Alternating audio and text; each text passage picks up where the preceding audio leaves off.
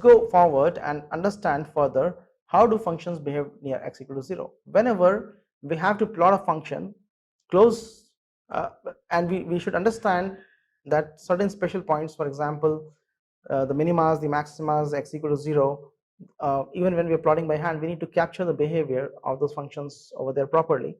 And even if you're not plotting, you need to understand how does the function behave near x equal to 0, because you can, from that understanding, you can infer many things about the function if you have an understanding about how the function behaves near x equal to 0.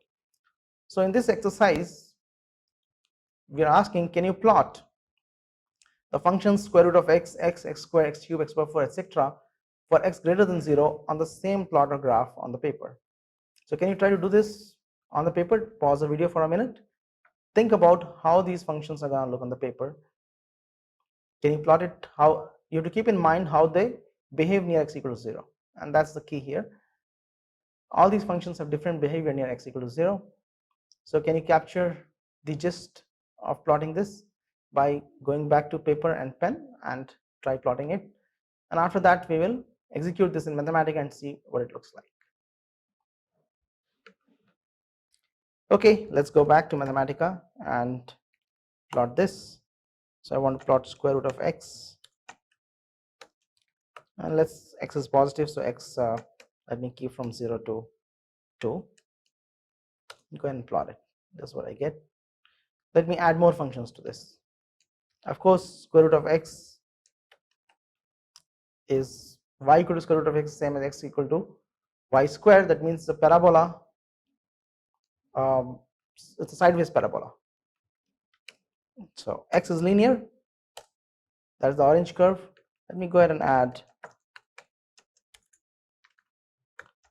plot legends over here.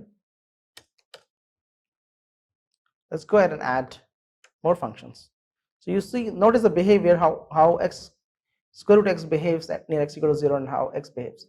X is a linear function, it goes like that.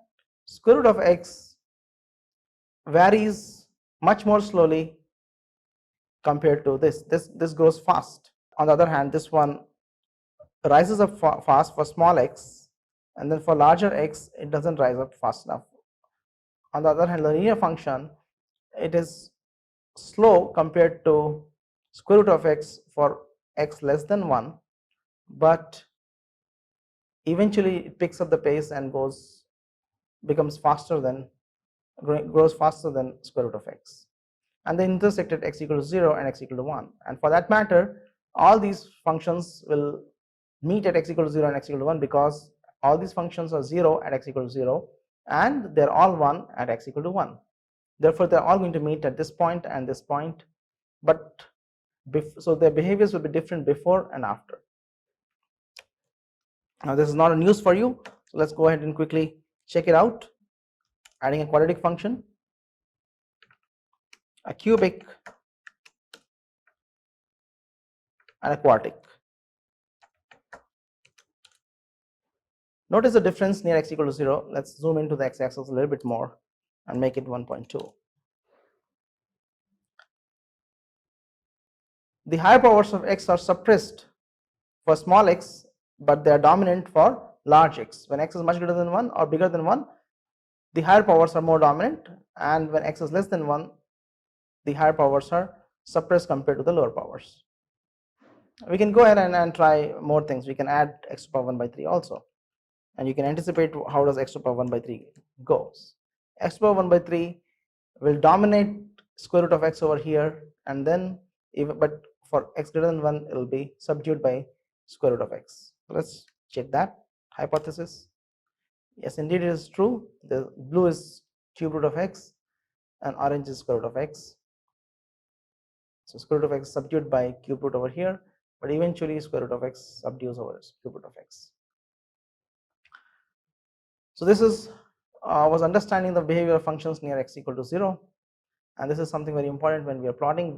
When we look at a function, we should have an anticipation how the function is going to behave for small x and large x, and when we plot it actually either by hand or using a computer like what we're doing over here, we should cross check our understanding. Let's go ahead and do an exercise. In fact, this exercise is broken into 3 parts. Let's talk about radicals and logarithms. So the first part of the exercise is to plot x, square root of x, log x, and find out where do they intersect. We already know that x and square root of x intersect at 0 and 1. Where does the root of log of x intersect with these functions? Plot them and find out how they behave at small x and large x. Now this is an exercise you can very easily do computationally because you know how to do that. So let's go ahead and plot that.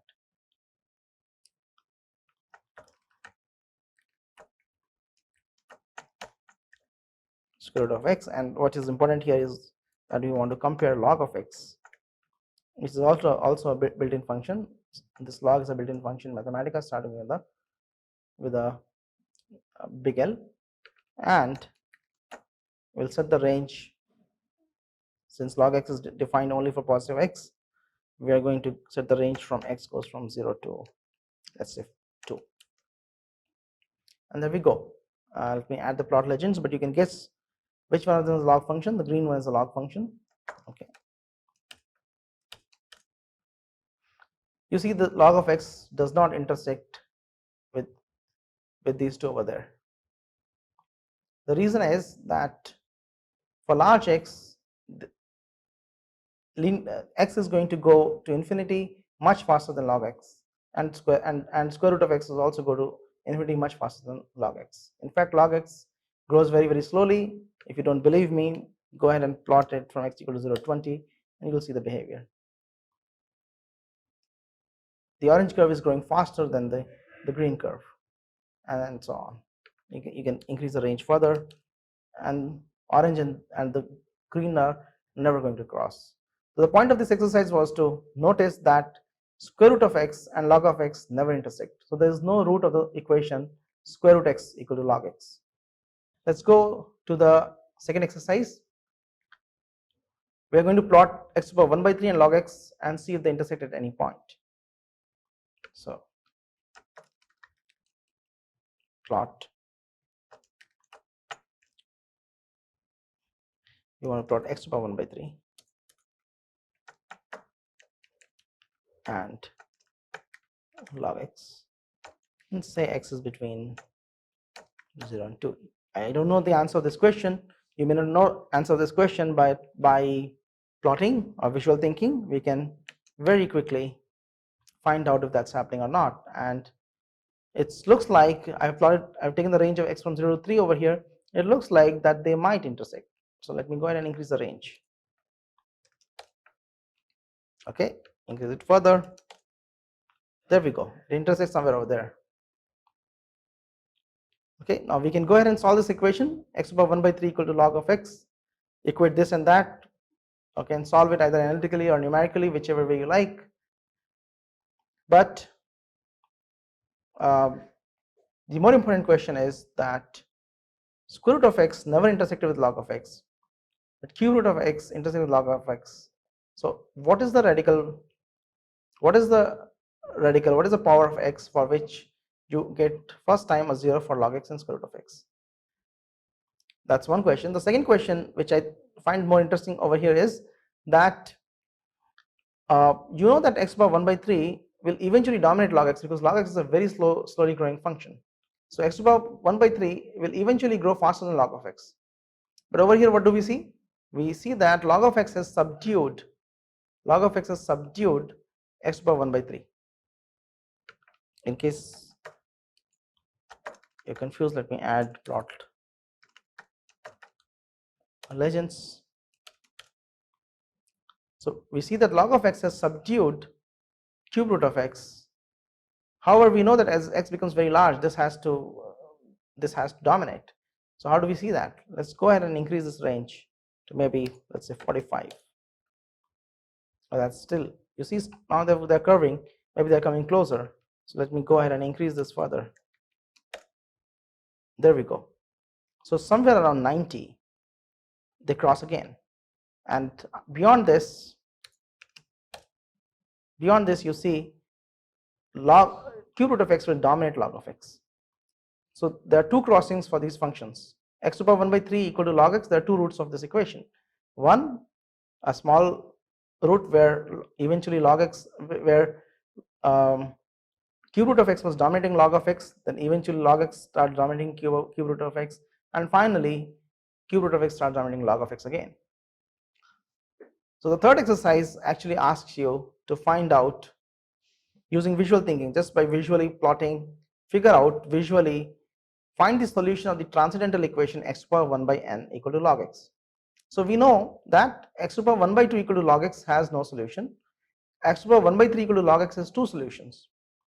So there is some value of n between 2 and 3 for which this equation has got exactly one solution. So the question is, what values of n there are solutions to this equation? When do you have exactly one solution? So we need to find the value of n for which we have exactly one solution, and then after that what happens is that we are going to have always have two solutions. So in order to solve this exercise, here is line of code. This is something we have already executed, so let me go ahead and execute this line of code. So what does the line of code do is we use manipulate command to plot x to the power 1 by n and log x, and we vary n. So we start with n equal to 2. There's no solution, so initial value of n we have chosen is n equal to 2. You can go make n smaller and you'll see there's no solution. If you make n large beyond 2, there's no solution, and then somewhere there we go. Now there are two solutions.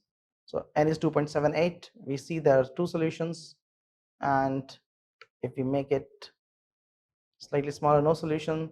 So somewhere around 2.7, you start to see that there is a solution. There's exactly one solution.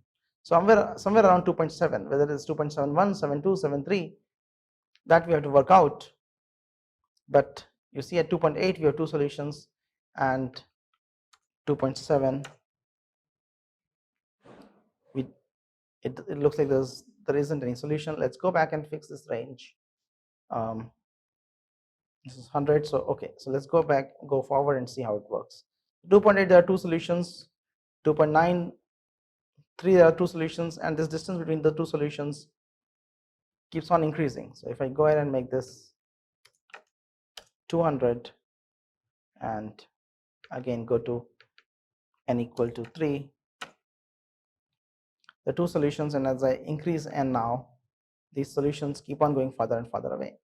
In fact, the larger solution is receding very, very fast.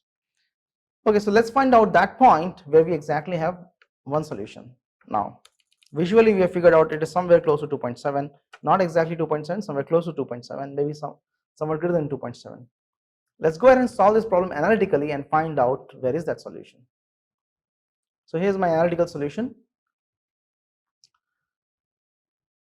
To solve this analytically, let's say that exactly one solution happens for n equal to 0, n equal to n0. So there's one solution exactly for n equal to n0, and say that happens at x equal to x0. So the root is x equal to x0. Then for n equal to n0 and x equal to x0, we have both the functions evaluated to the same value and the derivatives also evaluated to the same value. Because if they're just touching, for example, in this graph over there, at 2.7, when they're just touching, the derivative of the two functions, this and this are matching, that is x to the power 1 by n and log x. The derivatives are matching and they also have the same value. So that's what we are going to use to find out that root. So therefore we assume the root is x0 and the corresponding value is n0. So the first condition says that x0 to the power 1 must be equal to log of x0. The second condition says that the derivative should also match at those 2 points. So let's go ahead and calculate the derivative. D of x to the power 1 by n0 dx evaluated at x equal to x0 is 1 over x0, which is shown over here, which simplifies to x0 to the power 1 by n0 equal to n0, which you can also write as log of x0 equal to n0 log of n0. Okay. Now from the second equation we get the condition x0 to the power 1 over n0 is n0. So if we substitute that in that equation, we get, if we take this equation and substitute that into the first equation over here, this will become n naught, and log of x naught we have calculated over here, which will become n naught log of n naught. So we are eliminating from this equation, we are eliminating x naught in favor of n naught on from both the left hand side and the right hand side. When we do that, we get this equation n naught is equal to n naught log n naught, which says that log of n naught must be equal to 1, and that tells you that n naught is the Euler constant E, which has a value of 2.7. It's close to 2.7. Its exact value we can work it out numerically, and we can also work out x naught. X naught is log of x naught is E, and therefore x naught is e to the power e. We can numerically work these things out. So to work out things numerically, we can use the numerical function. E is the Euler constant in Mathematica. Capital E is the Euler constant. We evaluate n is the numerical function. So doing n of E gives me the value 2.718. And e to the power e is the value of x naught, which when I evaluate I get 15.1543. So let me go back to my plot here and put in 2.718, and there we go. That's the root of this equation. For n equal to 2.718, we have exactly one solution. Log of x naught and x power 1 over log of x and x power 1 over n meet exactly at one point.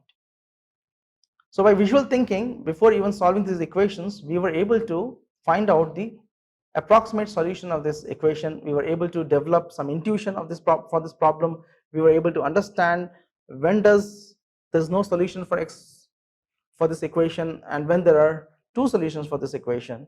And then doing an analytical algebra, we were able to exactly find out the solution. But we can very quickly get quick answers by simply using visual thinking, by simply plotting in various ranges, changing the value of n. Using the manipulate command makes it really easy to vary the parameters and develop some understanding about the problem.